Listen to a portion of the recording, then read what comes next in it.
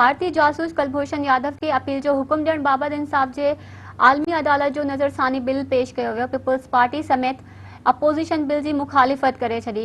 मुमलिकती वज़ीर अली अहमद खान बिल ऐवान में पेश कयो। अपोज़िशन तरफ़ां आलमी अदालत इंसाफ़ नज़रसानी ऐं गौर फ़िक्र बिल जी मुखालिफ़त कई वई। सेनेट चेयरमैन बिल कानून ऐं इंसाफ़ बाबति स्टैंडिंग कमेटी जे हवाले करे छॾियो। बिल में चयो वियो आहे त जिथे इंसाफ़ जी आलमी अदालत गैर मुल्कियुनि जे हक़नि बाबति हुकुम जारी कयो उते हाई कोर्ट वटि नज़रसानी ऐं ॿीहर गौर जो इख्तियार हूंदो।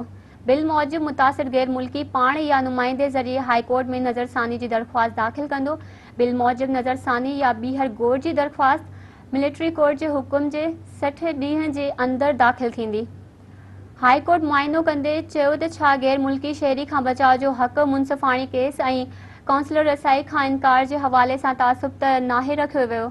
बिल में चयो वियो आहे त भारत कुलभूषण जे हवाले सां इंसाफ़ जे आलमी अदालत में वियो आहे।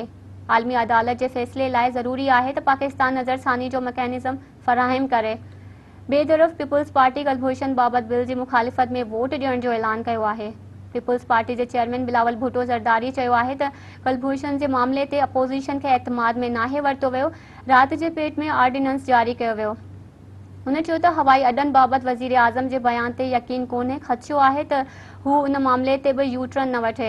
हुन चयो त अफ़गानिस्तान बाबति फ़ैसिलनि सां सॼी दुनिया ते असरु पवे थो। अफ़गानिस्तान बाबति ॻुझनि फ़ैसिलनि सां वरिहनि ताईं नतीजा भोॻे चुका आहियूं।